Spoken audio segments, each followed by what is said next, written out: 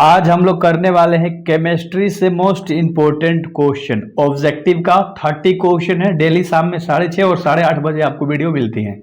तो सबसे पहले सवाल के ऊपर हम लोग बढ़ते हैं। लाड लो, बेहतर तरीके से आज भी कराऊंगा। बिल्कुल चिल रहो, मस्त रहो, लाइफ में एकदम मचाते रहो। तो पहला सवाल है, शॉर्टकी दोष के कारण ठोस का जो घनत्व होता है वो क्या होता है लाड लो? घट जाता है, याद रखना। तो बी नंबर का ऑप्शन बिल्कुल सही हो जाएगा। ठीक है, अगला सवाल के ऊपर बात करते हैं। फ्रैंकेल दोष तथा शॉर्टकी दोष होते हैं।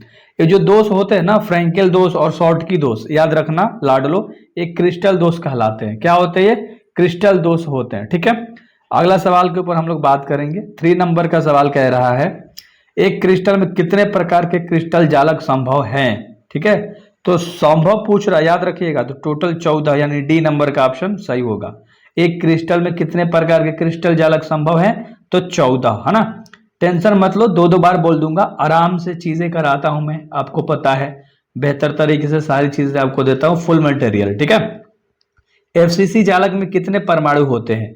एफसीसी जालक में टोटल 9 परमाणु होते हैं, याद रख लेना। ठीक है, तो ये सब इंपॉर्टेंट वाला क्वेश्चन है। आपको देखकर ही लग रहा होगा कि हाँ भाई बहुत खतरनाक लेवल वाला क्वेश्चन है। और ये पीवाईक्यूज भी इसमें इंक्लूडेड है, मतलब पीछे का पेपर। ठीक है, जो भी हो रखा है तो उसके क्वेश्चन। Na2O में सोडियम की उप संयोजन संख्या है। तो Na2 में सोडियम की उप संयोजन संख्या लाडलो पूछ रहा है, तो टोटल 4 होगा। ठीक है, तो यहाँ पर बी नंबर का ऑप्शन आपका राइट हो जाएगा।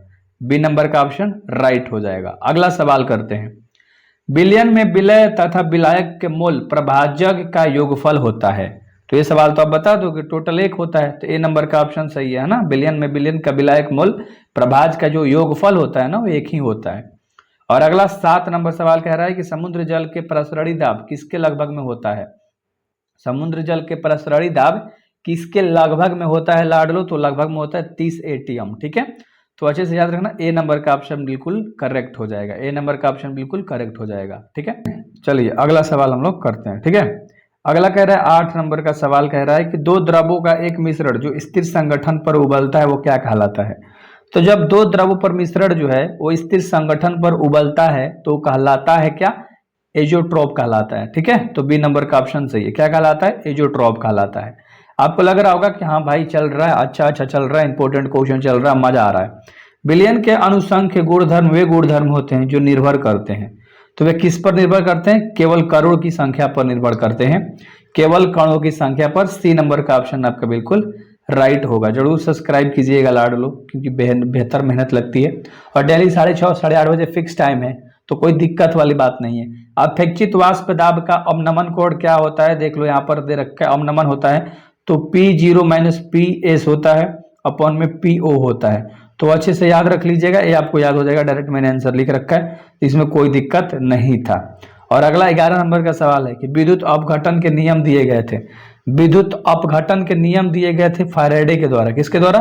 फैराडे के द्वारा। ठीक है, तो अच्छे से याद रखिएगा। अगला सवाल कह रहा है 12 नंबर का, चालकता की इकाई है। चालकता की इकाई होती है ओम इनवर्स सेंटीमीटर इनवर्स, यानी सी नंबर का ऑप्शन बिल्कुल राइट हो जाएगा। सी नंबर का ऑप्शन बिल्कुल राइट हो जाएगा। अगला मोलर चालकता की इकाई है। मोलर चालकता की इकाई होती है ohm inverse centimetre square mole inverse, यानी कि डी नंबर का ऑप्शन है बिल्कुल आपका सही हो जाएगा। ठीक है, अगला सवाल करते हैं 14 नंबर का सवाल। तनु H2SO4 के विद्युत अपघटन में एनोड पर क्या मुक्त होता है? तो एनोड पर मुक्त होता है O2 ऑक्सीजन, यानी कि डी नंबर का ऑप्शन सही है।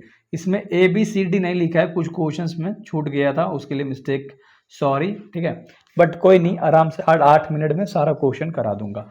विलयन के चालकता समानुपाती होते हैं।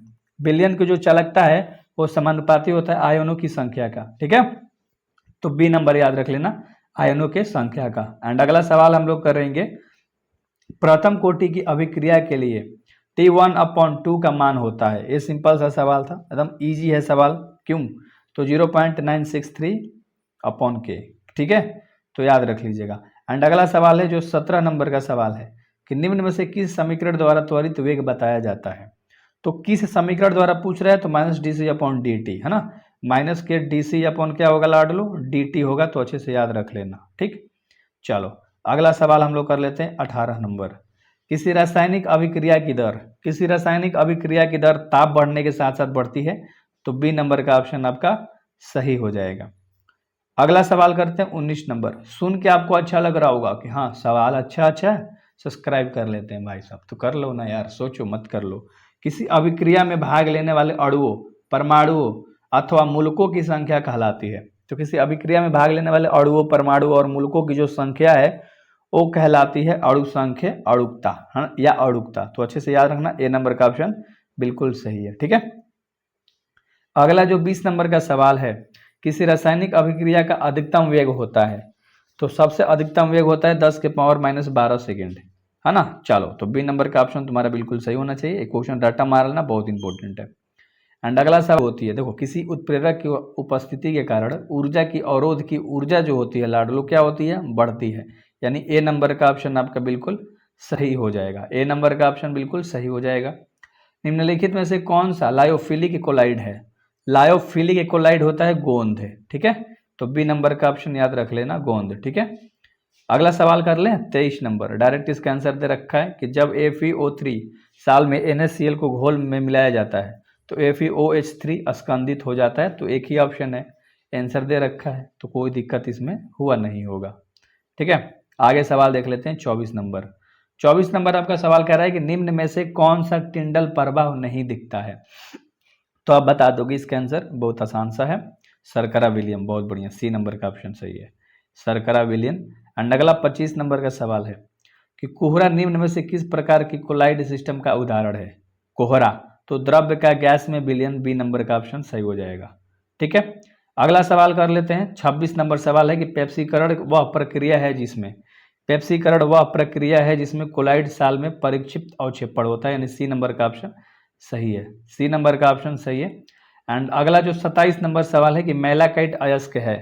मैलाकाइट अयस्क होता है तांबा का, यानी सी नंबर का ऑप्शन आपका बिल्कुल राइट हो जाएगा। सी नंबर का ऑप्शन बिल्कुल राइट हो जाएगा। अगला सवाल, वैद्युत अपघटन विधि द्वारा शुद्ध किया जाता है। वैद्युत अपघटन विधि द्वारा शुद्ध किया जाता है, क्या लाडलो शुद्ध किया जाता है, कॉपर को, Cu। ठीक है, NaOH कहते हैं, NaOH कहते हैं हम लोग, देखो कास्टिक सोडा को और दाहक सोडा, है ना, धोवक दाहक सोडा याद रख लेना। ठीक है, तो उपरोक्त A एंड C हो जाएगा। ठीक है, चलो, अल्युमिनियम विधि द्वारा निष्कर्षित होता है Cr, ये तो सबको पता है। तो सब्सक्राइब करना 6:30 बजे और 8:30 बजे शाम में मिलते हैं लाडलो, बेहतर तरीके से मचाएंगे।